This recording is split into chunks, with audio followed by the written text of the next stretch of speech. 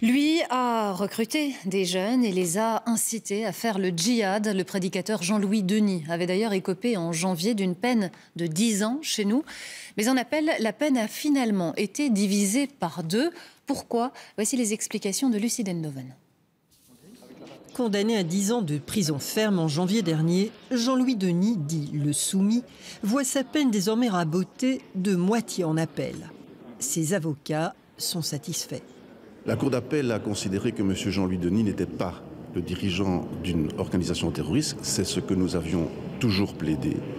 La Cour d'appel dit que c'est un électron libre, mais malgré tout, il a incité, semble-t-il, certains jeunes à partir. En fait, c'est pour vous dire électron libre et non dirigeant d'un groupe terroriste.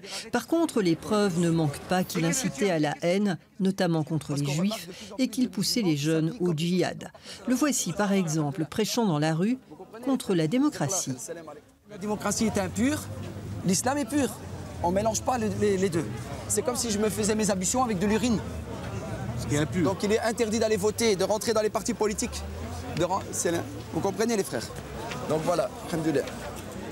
Il a incité à la haine, c'est vrai, mais il a reconnu aussi, et c'est ce point très important à l'audience, qu'il avait été trop loin et qu'il regrettait certains de ses propos. Il se rend compte qu'une certaine attention médiatique à l'époque l'a fait pencher vers certains excès qu'il regrette aujourd'hui.